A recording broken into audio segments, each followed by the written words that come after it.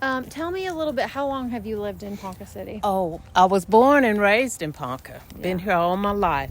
Been in this church all my life. So my mom was raised in this church, buried in this church. Yeah. So it means a lot, not only to the community, but it holds a special place in my heart. Yeah. So tell me, when did the vandalism to this church start? August 2023. August 2023. They stole the copper. We reported that. And then they came back. We had 2 units out back, Kelsey. They came back and stole both AC units. Oh my gosh. So we have insurance. Mm-hmm. But as you know, aware of how insurance works, it wasn't enough to make us whole, but we were still trying to make up the difference between what we needed to replace those 2 units and what the insurance paid. So we were focused on that. Yeah. And then the break-in started. First, they were very minor. We didn't think too much about it. We thought it was just kids. They come in, they broke the pastor's study window to get in. We replaced that. They came in and there was candy strewn about from the pastor's desk, and they played with the microphones. We didn't think too much of that. As church body, we just came together. We had the window repaired and went on. Yeah. So, and then the second time they came in, there were still just minor grumblings, dishevels, just disheveled. They went into the basement and, did some things, but nothing that we as a church body couldn't handle. The third time they came in, it was a little bit more severe. Yeah, but not as it is now. They came in, if you can imagine, and defecated in the church basement. Who does that?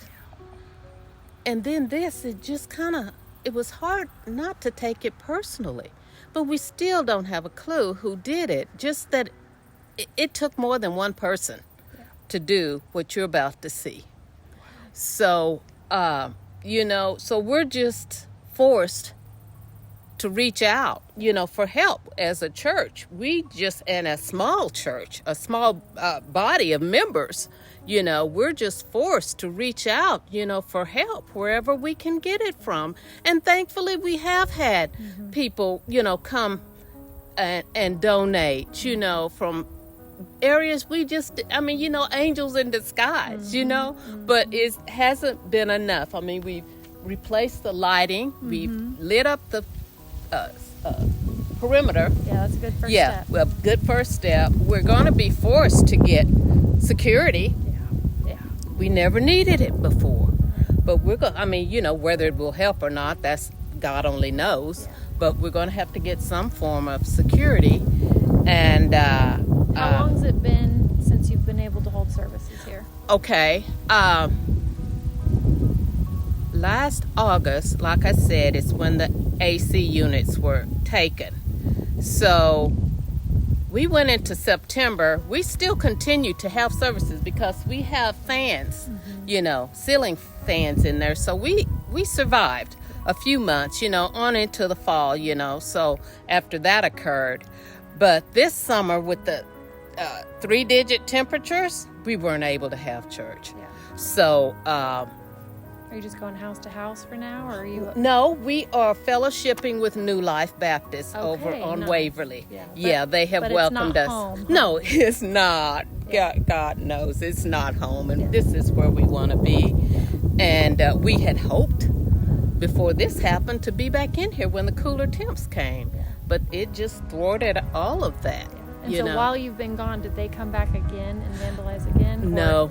Okay. It's been locked up. Right. The police, they have done, kind of been doing watches for us, come and sitting in the parking lot and stuff. They actually ask us if they could do that. Yeah. We welcome that, Yeah. And I think with the lighting, no, we don't know. And like I said, not knowing where it came from still, we don't know if it's close by or what. Yeah. But no, as far as we can tell, they broke down every door in the church to get in here, except they hadn't broken the glass doors till this last time.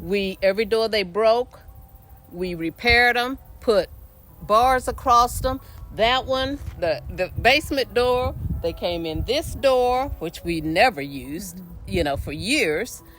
We barred them, and then last thing they came in, broke the glass door with a brick and came in that way. Yeah. So, we tried everything, to discourage it, but they kept coming. Yeah. And you still don't know who did it. Not yet. No. Disheartening. No, we have it. Yeah, we Go have it. and meet.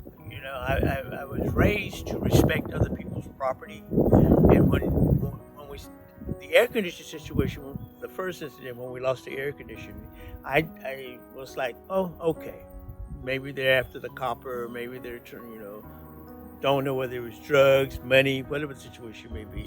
Yeah. We kind of bounced back from that. Yeah. But after the vandalism on the second attempt, I'm like, what's going on here? And then I talked to the police department, and there was one in Stillwater had been vandalized, one in Ponca City had been vandalized. We had another one here in Ponca City whose air conditioning system was stolen. So I'm beginning to think, does somebody have it out for us or what?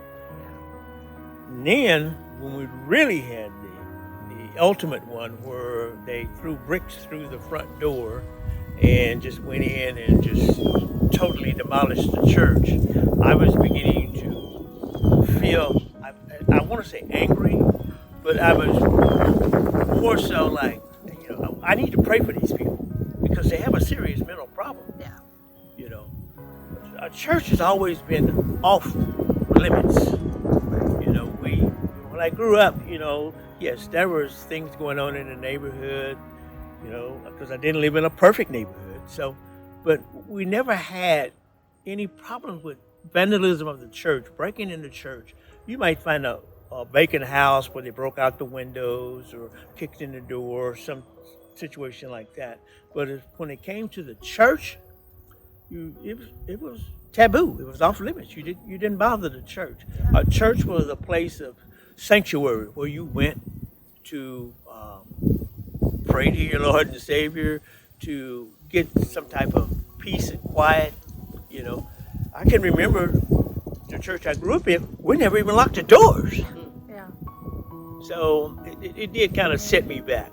But I prayed about it, and I was like, I've got to think in terms of, let's just pray for them, because they need prayer. They do. Well, let's go.